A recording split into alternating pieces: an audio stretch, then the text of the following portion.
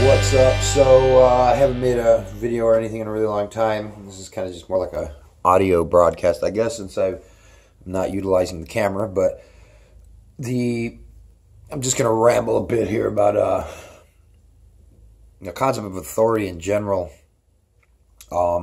being self-contradictory, and then therefore government being self-contradictory, not making any sense. So authority is actually the right to rule. That's the definition in political science. It's easy to find that out. A lot of people, they'll say it means the power. It means power, and I'm going to explain why that doesn't make any sense and that is not true.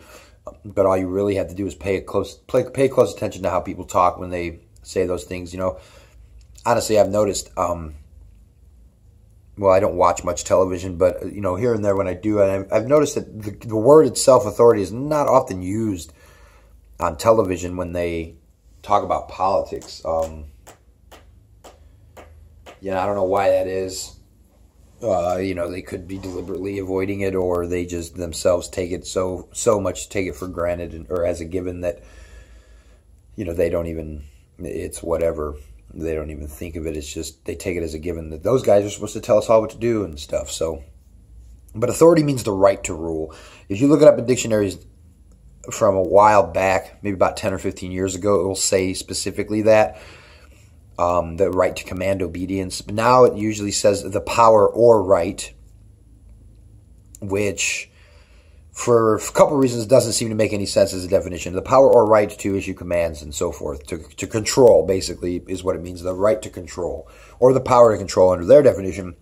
But really, nobody really believes that, though they could in a certain sense. I'll get to that. So in one way, it doesn't make any sense. It depends on what they mean by power, obviously. In another way, it could kind of be tied to it, but still not really make 100% sense when you understand what authority means and stuff. So, or how, and you can find out what it means by paying attention to what they say, actually. Because, and here's what I mean by that. So, if authority is the power to command obedience or control and so forth, you know, if you mean physical ability, physical force, then that really doesn't make any sense, because everyone to some extent or another has the ability to physically coerce, control, and force, just with outright naked force, other people to bend to their will. Sort of, you know. I mean, nobody can technically make someone's mind consent, but, you know, they can threaten them to get them to use their bodies in ways that they would see fit. So, but if that's what they mean by authority, then by that definition, anyone with that ability is authority. So, like, I would ask them, and I'll ask them, so is a street gang that successfully robs someone and never gets caught by the state, who is allegedly authority, are they then authority in that context? And, you know, usually they'll say no. I mean, most of these people, anybody who takes that position still usually just thinks the state is authority. Because, you know, what they'll say is that the state is the most powerful, essentially. It has the monopoly on force. And if you would say, you know, ask them, well, what if the state wasn't the most powerful? Then they would say, well, then they're not the state, and so on. So if you define authority by power, it basically means anybody who successfully robs somebody or coerces someone to bend to their will is authority over them. And they'll say, you know, you can usually get, in my experience, you could get a person to agree with that. You guys will be in agreements with that, even though, like, when I say this, I don't actually agree. It's just, they'll say, yes, that's the case. But then they don't talk like that. Like, nobody says, if their friend or something got robbed by the local gangster, non-state gangster, they're not going to call him authority. They're not going to say the authorities took my friend's money, or I was accosted by the authorities, you know. So they're not going to say that, because they don't actually, because authority doesn't mean the power. It doesn't mean the ability or the fact that you are the, quote, biggest dog in the yard and you control everybody by force successfully and whatnot. That's not what it actually means. And they show that by not calling regular so-called street muggers authority. So it does mean the second part of the definition, though, which is the right to control. Oh, well, the other part where power could somewhat make a little bit of sense in a way, is in a large way, is what people believe when it comes to government, especially so-called democratic government, is what their meaning is that a person is exercising or is working as a representative or extension of a person's actual legitimate authority. So like you can say basically that you have the authority to control yourself and the authority to control your property, obviously. So what they're saying, what people think government is that it's an agent that they have picked to exercise in their stead this basically managerial type position over the protection of their property. So when they say power, like powers of Congress, or, you know, a lot of times people will say to me when I ask these questions, government doesn't have rights, it has powers. Which, you know, I can't remember exactly how to go with those and what those conversations yielded specifically. But the only way that would really make any type of sense, it seems, is that if you mean the delegated, your actual properly delegated authority, a power in the sense that that individual has the power to exercise certain rights in my stead because I have chosen him to, because I have those rights, in the sense that I can let my friend borrow my car. I can even let my friend decide how to decorate my house.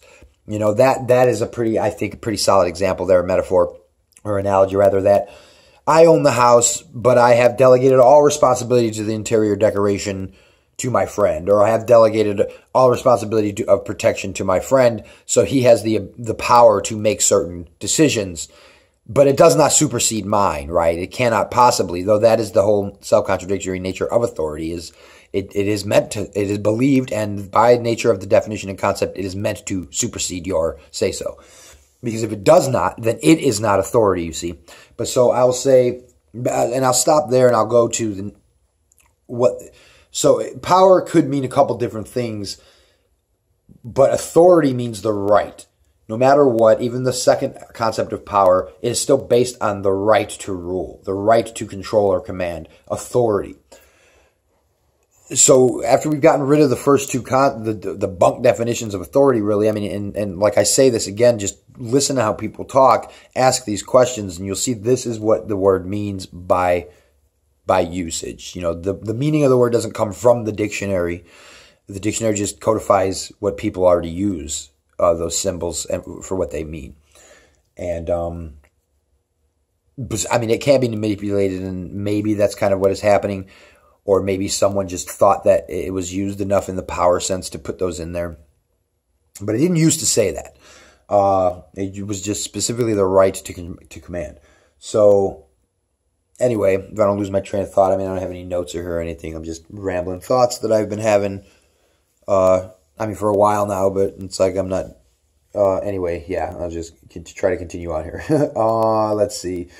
So the right to rule. Okay, why you cannot delegate the authority to someone else over yourself. Or really, and what it means to say you delegated authority over your house or your property and stuff.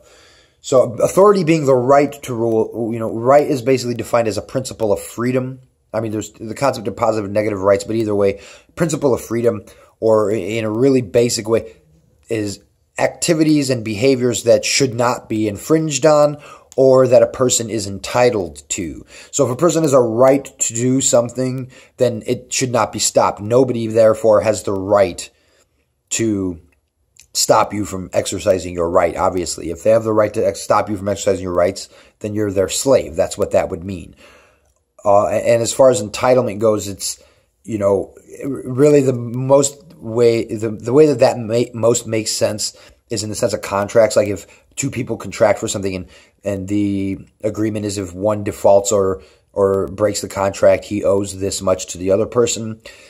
In that sense, yes, I have a right to restitution since you agreed to this and then you didn't make good. Maybe not in all cases. Like if there wasn't an actual expense to me, then people might understand that or might sway towards the part that I'm not actually owed anything if a person didn't actually cost me anything by breaking contract. Though that's usually the whole point of contracts, is that, you know, this is a cost, and that is why, you know, when we go to arbitration, if you break the contract, you know, you owe me certain things.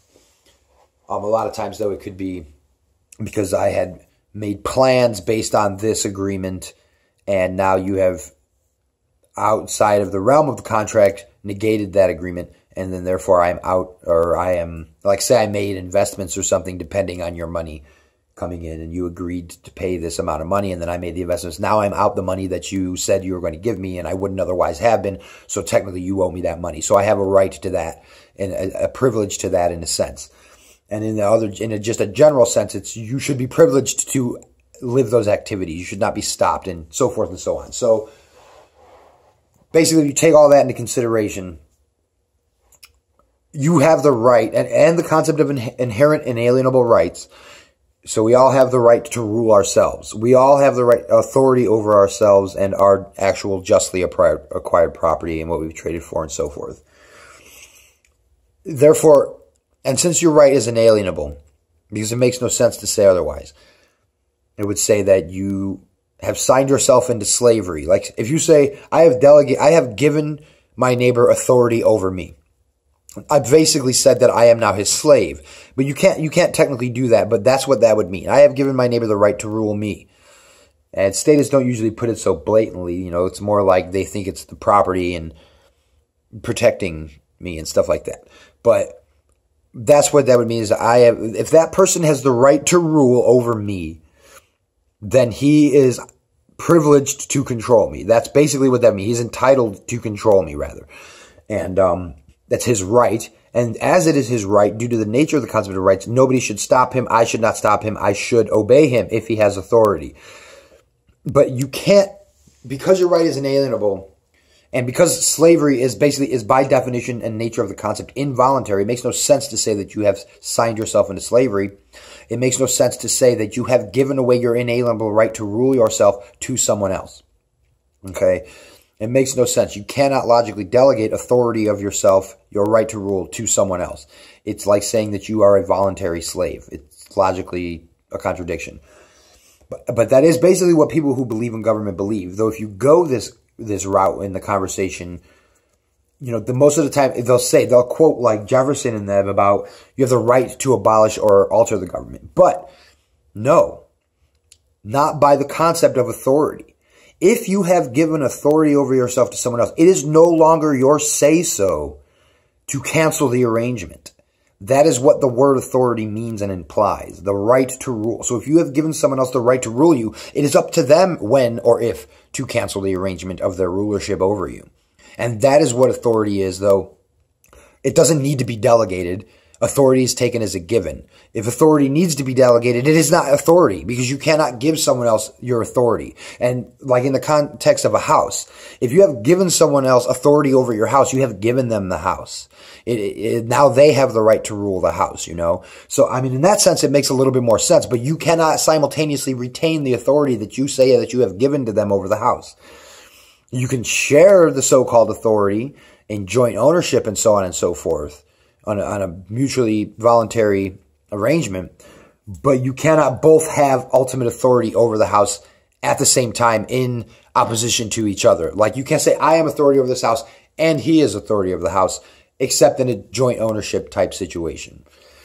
And in that sense, you share it, you know, like, and then you guys have to debate on who's going to control what aspects of what and so on and so forth. But it doesn't make any sense to say, because of what authority means, and again, listen to how people talk when they say these things, and it makes a lot of sense to me anyway. I'm fairly certain, and I'm pretty confident here that if you would do this too, you would see, yes, this is what they mean by authority.